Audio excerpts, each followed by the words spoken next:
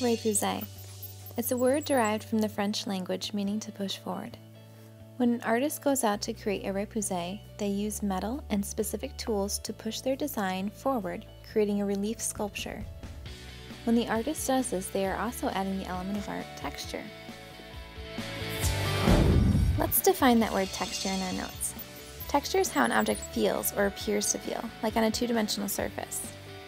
We can have rough texture. We could also have smooth texture, or you can also have bumpy texture. There are many different types. Alright, let's get to the fun stuff. To begin your repousse, let's go ahead and start with your picture.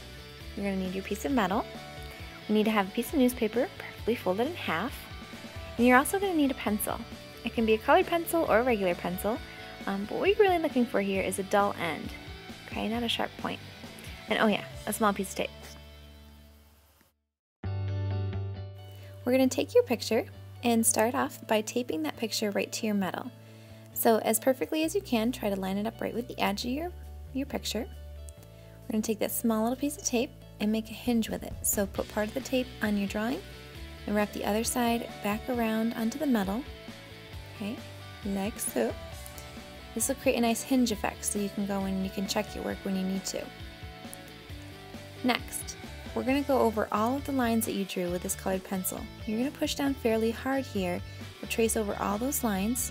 And what this is doing here is pushing your metal down. It's creating a groove in your metal. The reason why we have the newspaper underneath is to give that metal a place to go. If you were to do it right on the hard surface on a table, it wouldn't go anywhere. So that's why we kind of need the cushion of the newspaper underneath. Let's go ahead and see how that looks. Ooh, we have a nose, very nice. I'm going to fast forward here so you can see what it looks like after I push down my entire drawing. Alright, let's flip this up and see what it looks like. And I can see all my lines have now been pushed down in. I have a nice groove to define those lines. Your next step is you're going to be pushing some areas down while pulling some areas forward.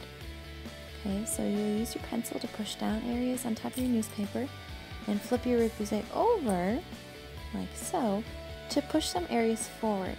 So to show you this, I'm going to start with a nose and take my dull pencil here and I'm really going to push down. Again, make sure you're on top of that newspaper so your metal has somewhere to go. I'm pushing down all the area in the nose here that I want pushed forward. If you get a little kink in your metal, just go back on top of it as hard as you can, it will come out. And I just want to show you here, by pushing down, you can see if we flip it over, that area is now raised up. You can see kind of more at this angle that we have a kind of a bump there. Okay. So all parts of your drawing that you would like raised up, flip your drawing over and push. Okay, so now I'm almost done pushing what I want to come forward out. As you can see, I've added some fur texture here by simply just going through and pushing little lines in. So if your animal has any hair, just flip her over and add in those little hash marks and you'll get that nice furry texture. You can see it's definitely raised up here. You get that repousse effect. Okay. Now I'm going to start working on pushing some areas down. I've decided to push this part of my dog's neck down to have that effect of the head being on top of or in front of the neck.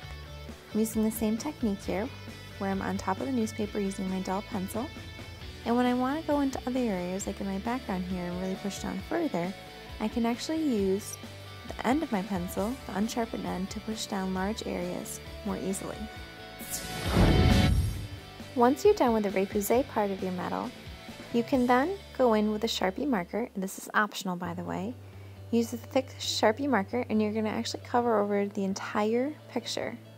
So this part takes a little while. You have to be patient and go in maybe a second or third time here to get all inside of those grooves. Really fill it in as much as you can with the black marker here. You'll see why in a second. Okay, that looks really weird and creepy. So what we're going to do here is take a piece of steel wool and we're going to lightly, and I mean really lightly, brush over your Sharpie marker. And this is going to take off the top layer, but anything that's sitting inside of the grooves is going to stay. The harder you press, the more marker will come out. So if you want to keep some areas a little bit darker to get some of those dark and light values happening, just press a little bit less and then you'll still have some of those darker values there. Again, this step is optional. If you wanted to keep it the pure metal, that's totally up to you.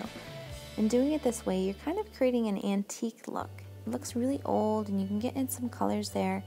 I do have some options for using colored Sharpies if you don't want to just use the black. That's totally up to you.